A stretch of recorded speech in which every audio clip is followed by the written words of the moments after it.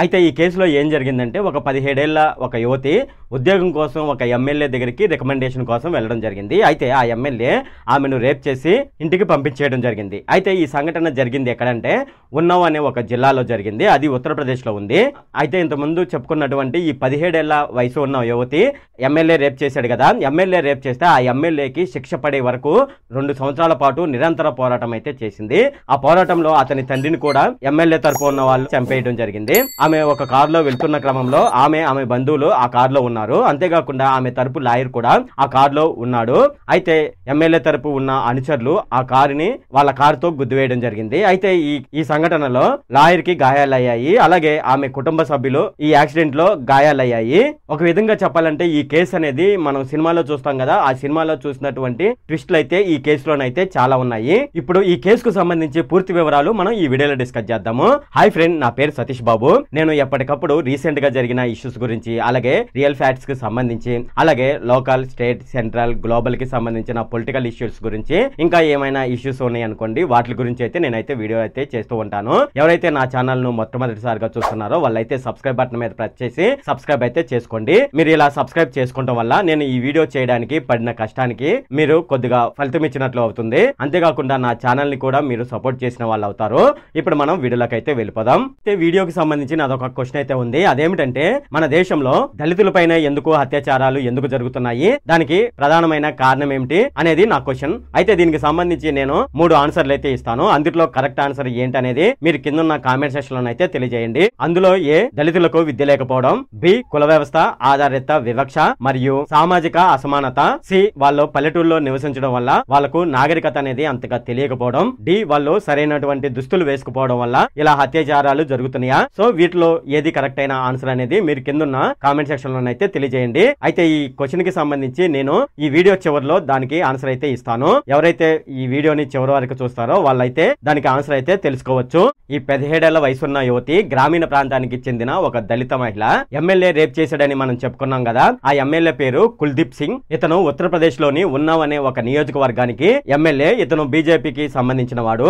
ఈ కేసుకు సంబంధించి ఇతను మాత్రమే కాదు, ఇతను సోదరుడైనటువంటి అతుల్ సెంగర్ అనేటువంటి వ్యక్తి, ఆ ఎమ్మెల్యే తరపు కుటుంబ సభ్యులు, అలాగే వాళ్ళ అనుచరులు కూడా ఈ కేసులో నిందితులుగా ఉన్నారు. ఉన్నావ్ రేప్ కేసు 2017 కు సంబంధించి అసలు ఏం జరిగిందని ఇప్పుడు చూద్దాము. 2017లో ఎవరైతే బాధితురాలుగా చెప్పుకుంటున్నా ఈ 17 ఏళ్ల వయసున్న యువతి 2017 జూన్ లో ఉద్యోగం కోసం ఎమ్మెల్యే అయినటువంటి కుల్దీప్ సింగ్ అనే వ్యక్తి ఉన్నాడు. అతను బీజేపీ ఎమ్మెల్యే. అతని దగ్గరికి ఉద్యోగం కోసం వెళ్ళింది.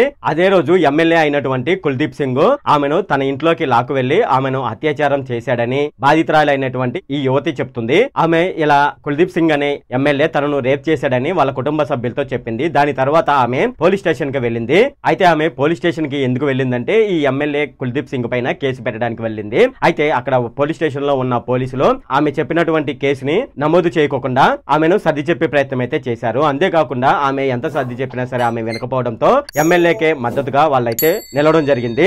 అలాగే ఇప్పుడు మనం చెప్పుకుంటున్నటువంటి బాధితురాలు అలాగే ఆమె కుటుంబ సభ్యులు పెద్దగా బ్యాక్గ్రౌండ్ లేదన్నమాట. అయితే ఇలా బ్యాక్గ్రౌండ్ లేకోకుండా అంటే ఎవరు వెనక సపోర్ట్ లేకపోవడంతో వ్యతిరేకంగా చెప్తున్నారనే ఉద్దేశంతో వాళ్ళ నాన్నగారు ఉన్నారు కదా, అంటే ఈ యువతి యొక్క నాన్నగారిని బాగా అవమానించి ఒక కేసులో అతన్ని ఇరికించి పోలీస్ స్టేషన్ కి పంపడం జరిగింది. అయితే పోలీసులు అక్కడ అతనికి 3rd డిగ్రీ ఇవ్వడం జరిగింది. అయితే ఇలా 3rd డిగ్రీ ఇచ్చిన క్రమంలో వాళ్ళ నాన్నగారు పోలీస్ స్టేషన్ లోనే చనిపోవడం జరిగింది.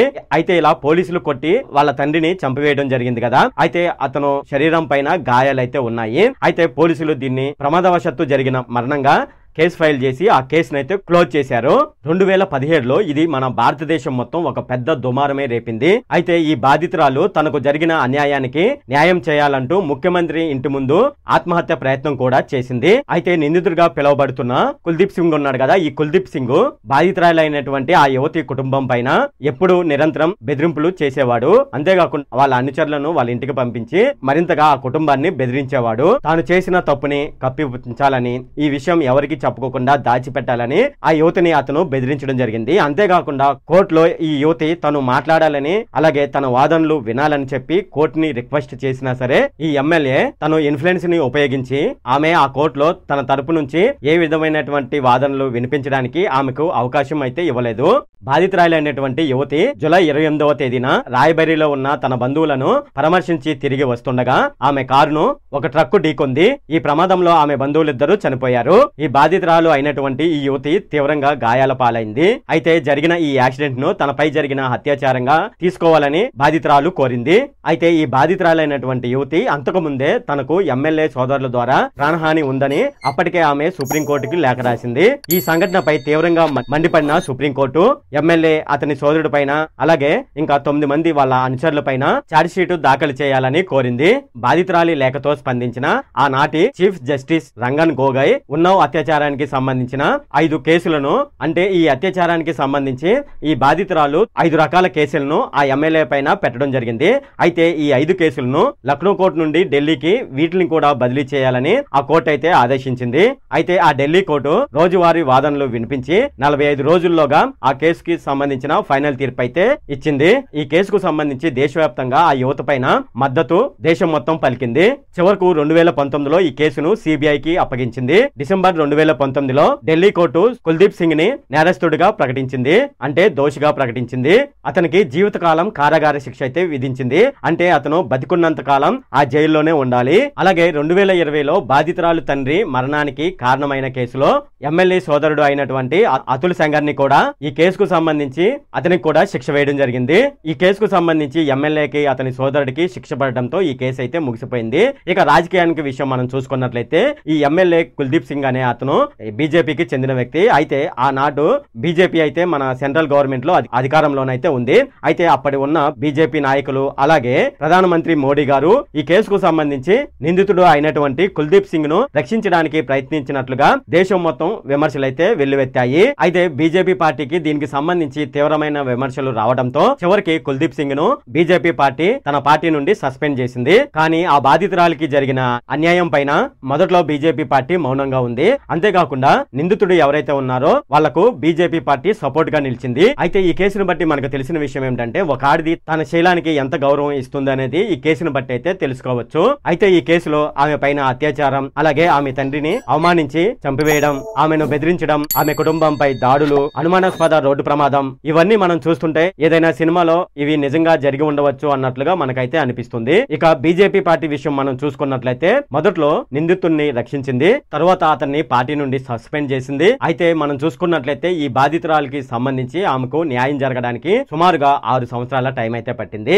నేను ఈ వీడియో మొదట్లో మీకు ఒక క్వశ్చన్ అయితే వేయడం జరిగింది. అదేమిటంటే మన ఇండియాలో దళితులపైన ఎందుకు అత్యాచారాలు జరుగుతున్నాయి, దానికి ప్రధాన కారణాలు ఏమిటి అని ఒక క్వశ్చన్ అయితే వేసాను. దానికి ఆప్షన్స్ గా ఏ దళితులకు విద్య అనేది సరిగ్గా లేకపోవడం వల్ల, బి కుల వ్యవస్థ ఆధారిత వివక్షత మరియు సామాజిక అసమానత, సి వాళ్ళు పల్లెటూరులో నివసిస్తున్నారు కాబట్టి వాళ్ళకు సరైన అవగాహన లేకపోవడం, డి వాళ్ళు దుస్తులు అనేది సరిగ్గా వేసుకుపోవడం వల్ల వాళ్ళపైన అత్యాచారాలు జరుగుతున్నాయని నేనైతే ఆన్సర్ గా ఈ 4 ఆప్షన్స్ అయితే ఇవ్వడం జరిగింది. వాటిలో కరెక్ట్ అయిన ఆన్సర్ ఏమిటంటే కుల వ్యవస్థ ఆధారిత వివక్ష మరియు సామాజిక అసమానత ఉండడం వల్ల దళిత మహిళల పైన ఎక్కువగా అత్యాచారాలు అయితే జరుగుతున్నాయి. ఇది ఫ్రెండ్ ఈ వీడియో ఎవరైతే చివరి వరకు చూస్తున్నారో వాళ్ళైతే జై హింద్ అని టైప్ చేయండి. ఈ వీడియో కనుక మీకు నచ్చినట్లయితే ఇక్కడ క్రింద ఉన్న రెడ్ కలర్ సబ్స్క్రైబ్ బటన్ మీద అయితే ప్రెస్ చేయండి. అలాగే ఈ వీడియోని మీ ఫ్రెండ్స్ అండ్ ఫ్యామిలీ మెంబర్స్ కి అయితే షేర్ చేయండి. అలాగే ఈ వీడియో సంబంధించి ఏమైనా కామెంట్లోని అనుకోండి, నాకు తప్పనిసరిగా క్రింద ఉన్న కామెంట్ సెక్షన్ లో అయితే తెలియజేయండి. ఈ వీడియో ఎంత friend. Okay, thank you friend.